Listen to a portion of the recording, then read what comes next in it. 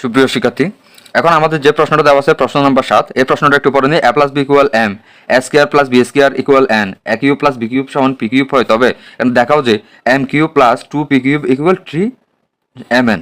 এখন আমার এখানে প্রশ্নে কী কী দেওয়া আছে এটা আগে আমরা লিখে নিব। লিখলাম এই যে এখানে দেওয়া আছে, এ প্লাস বি সমান কত আছে এম, এটা লিখলাম।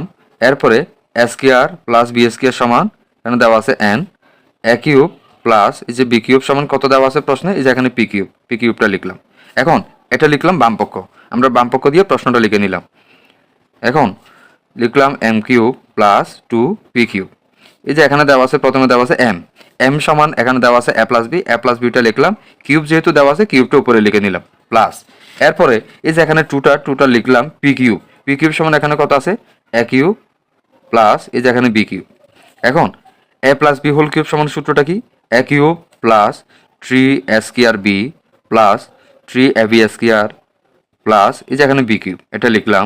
তাহলে 2 এর সাথে এগুলো আমরা গুণ করে নিব, কত হয় 2a cube plus 2b cube.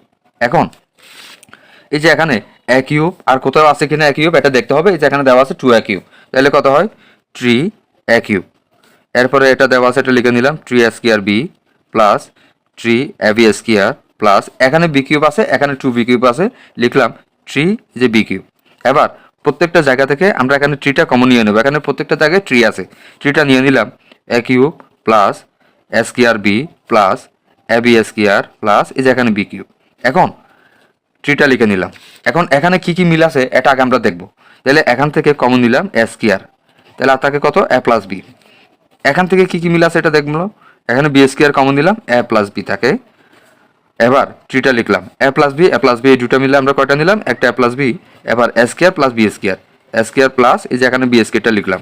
এবার এই যে এখানে 3 এ প্লাস বি সমান কত বসাতে বলছে M, a square plus B square সমান এন। তাহলে আমরা এখন বলতে পারি সুতরাং বাম পক্ষ সমান ডান পক্ষ, এই যে এখানে দেখানো হলো, লিখলাম এখানে দেখানো হলো।